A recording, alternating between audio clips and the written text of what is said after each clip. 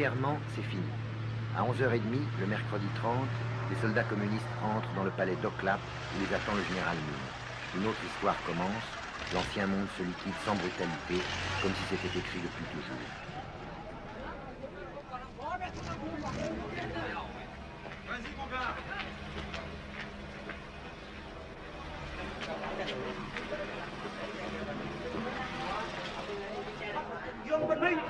Nous avons capturé Gérard Mine, président depuis 2 jours seulement.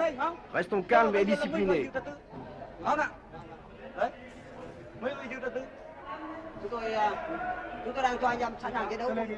Je donne le pouvoir à ceux qui sont beaucoup plus mérités que moi.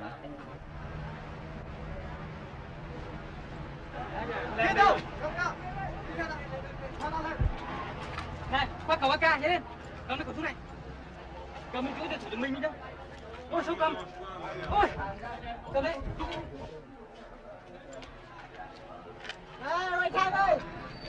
Quelques soldats perdus continuent à tirer. Ici, l'ancien hôtel de ville de Saigon.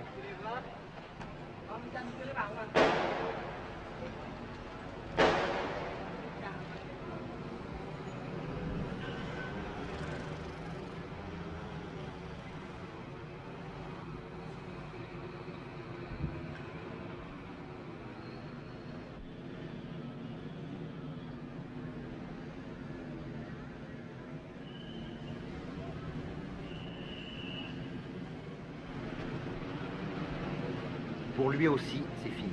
Un colonel des forces de sécurité a tiré un trait sur l'ancien régime et sur sa vie qui ne voulait plus rien dire.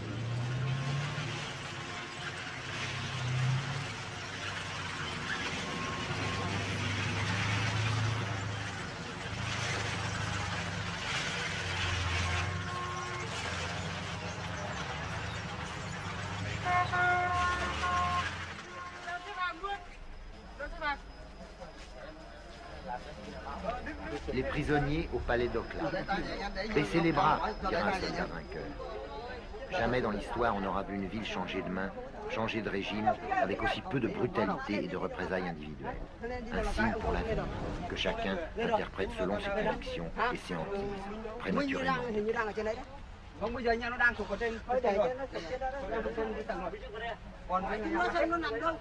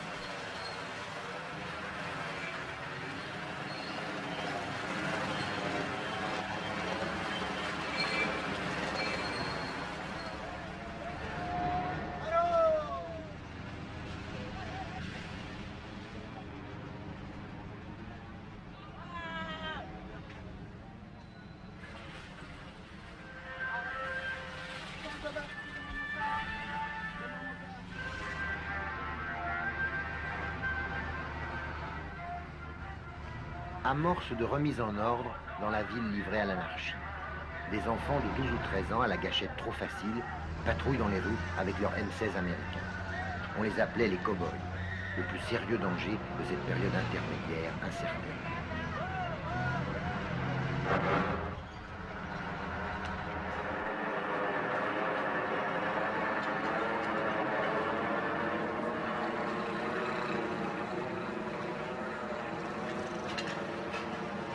Les écoliers, pratiquement et symboliquement, nettoient Saigon de ses ordures passées. Nous faisons l'hygiène publique pour nettoyer la ville. Oui. Qu'est-ce qui vous a donné l'ordre de nettoyer la ville? Mais personne ne nous a donné l'ordre. mais pas de par nous-mêmes, nous faisons ce travail. Nous avons transmis l'ordre élève par élève et nous nous sommes réunis aujourd'hui quelques centaines d'élèves et nous proposons aujourd'hui de nettoyer le rectangle qui entoure notre école. Chers camarades et compatriotes, le gouvernement révolutionnaire provisoire a libéré Saigon et maintenant notre ville s'appelle Ho Chi Minh. Les petits hommes verts s'installent. Ils font connaissance avec Saigon, Saigon fait connaissance avec eux. La ville s'adapte grâce à sa traditionnelle souplesse. Elle joue le jeu de la victoire, un jeu qui ne sera pas sans lendemain. Parfois dans l'enthousiasme, parfois dans le doute. Malin, trop malin celui qui essaye déjà de faire la part des choses.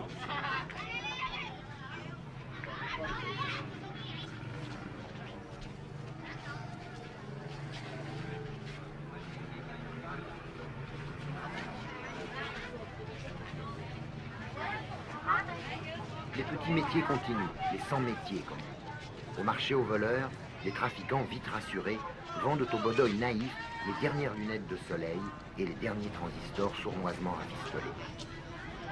Les jolies Saïgonaises, qui avaient rangé un instant leurs décadents vêtements de couleur, ressortent de leur charme.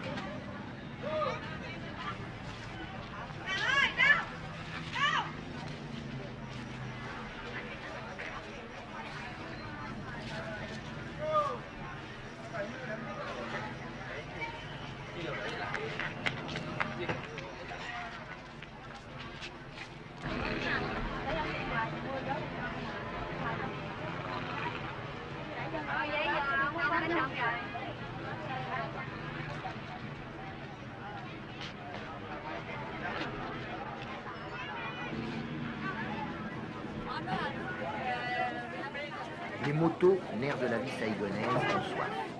Des malins vendent de l'essence trafiquée au coin des rues, 2000 piastres le litre. La vie habituelle s'adapte et tente obstinément de durer avec ses petits trucs et ses petites libertés précieuses. Mais on sait qu'elle n'a qu'un temps, qu'un autre ordre, plus honnête et plus sévère, va s'installer.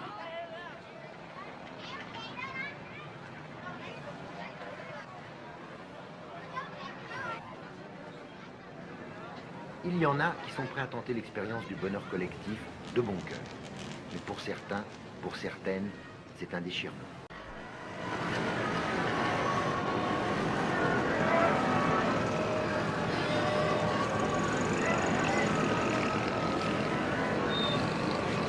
Superficiellement, Saigon n'a pas tellement changé. Il y a moins d'essence, mais il se débrouille pour rouler. Attentifs, plutôt débonnaires, les petits hommes verts, les bodoïs comme nous, sont partout dans la ville.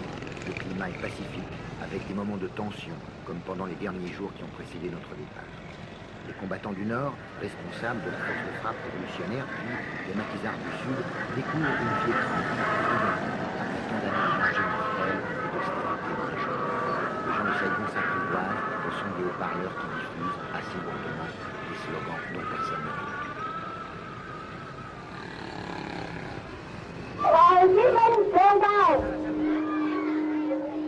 Quand est-ce que vous tournez à Noé? Je ne sais pas. Chúng tôi Ça dépend còn de phải la tùy durée de theo notre tình hình mission. của đất nước này, tùy theo nhiệm vụ.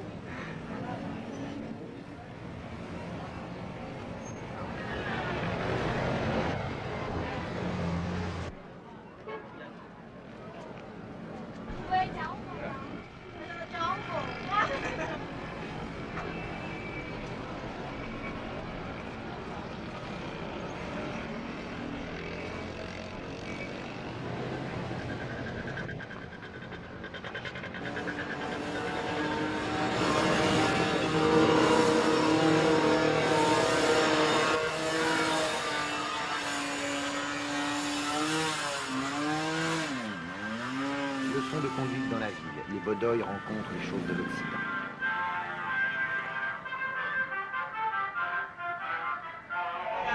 Je m'appelle Tong. Je suis de l'armée de libération. Đơn vị coi như thuộc quân giải phóng của đơn vị nào cả.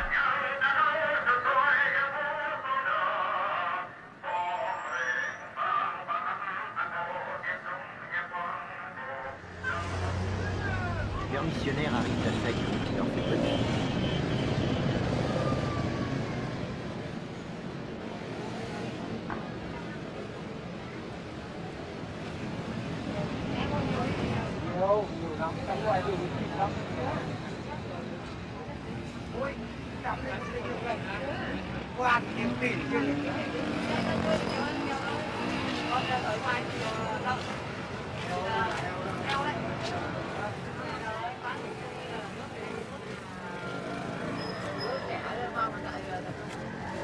J'ai quitté mon fils quand il avait 3 ans, maintenant il en a 7 et il va à l'école.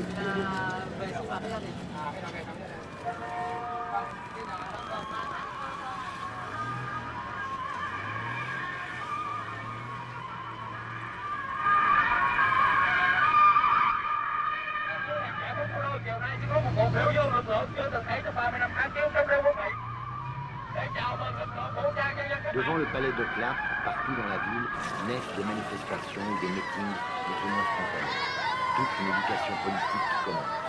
Curieux, disponible, les Saïgonais sont bons élèves.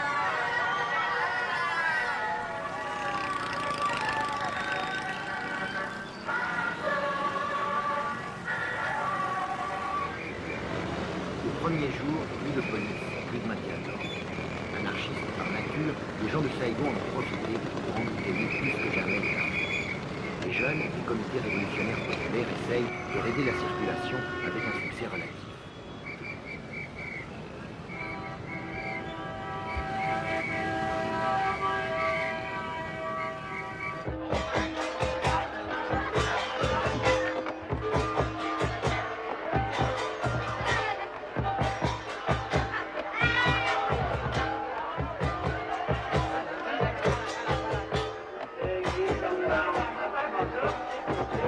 Les grandes manifestations permettent à la foule de Saigon d'assimiler les slogans et d'apprendre l'enthousiasme de masse.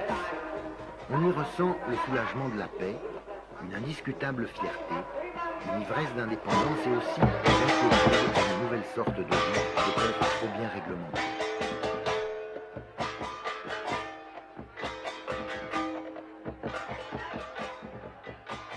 Est-ce qu'il n'y a pas une différence entre les gens du Sud et les gens du Nord? Non, je crois en ce temps-là, on s'en même.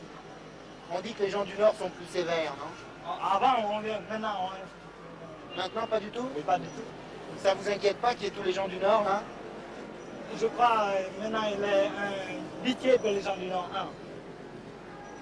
Un du Sud, pardon.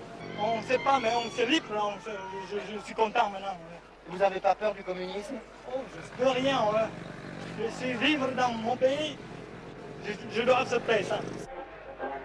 Madame Go-Batan, personnalité bien connue de la Troisième Force, exprime l'espoir d'une démocratie socialiste originale pour le Sud-Vietnam. Elle représente sans aucun doute, confusément, l'opinion de la majorité de ses concitoyens. Un geste qui symbolise la victoire. On démolit le fameux monument aux morts de la place Leloy qui montre deux marines marchant ensemble au combat, l'un poussant l'autre.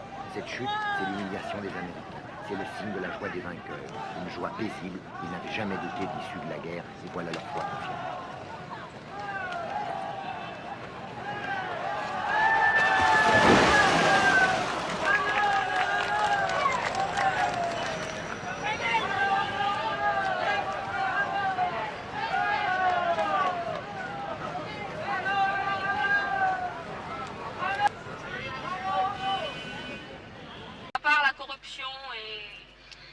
Et si le gouvernement est dur, qu'est-ce que vous allez faire? Ben, on va essayer d'accepter au début. Si vraiment on ne peut pas accepter, soit peut-être qu'il y aura une révolte ou si tout le monde est courageux. Ou alors si tout le monde accepte d'accepter, accepte de supporter la vie dure là, il y aura une petite somme qui va essayer de se suicider pour essayer de raccourcir la vie, et puis c'est tout. Et puis les autres, ils restent, ils mènent leur vie dure comme ils veulent.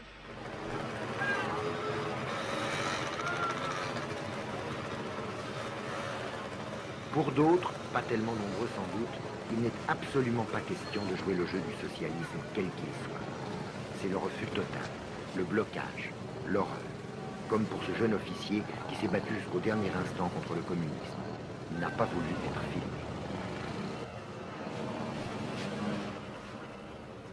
Tant que la liberté existe encore au Vietnam, je désirais vivre au Sud-Vietnam, c'est mon pays.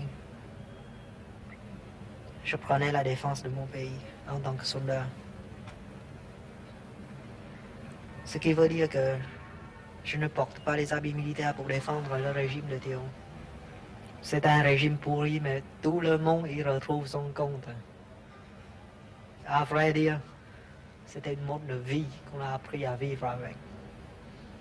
Il y avait beaucoup de liberté dans cette pourriture. Je porte les habits militaires pour défendre mon pays contre le communisme. Je prends la défense de ma liberté, de la liberté de ma famille. Et cette liberté, hélas, ça n'existe plus. Avec le Front de Libération Nationale, avec les communistes, il n'existe plus de liberté. On n'a pas été libérés.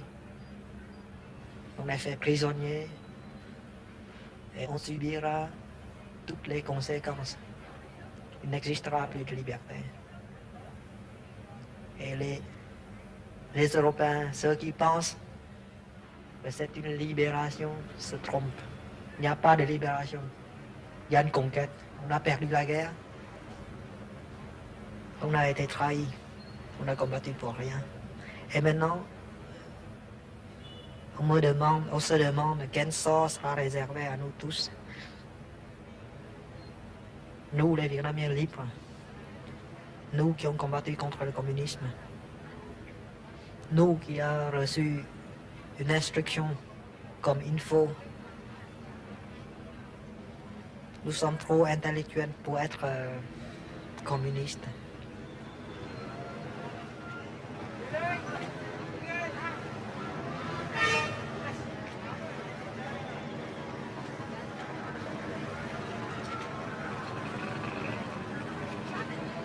C'est un travail collectif. Et ce qui est important, c'est que ce sont nous qui décidons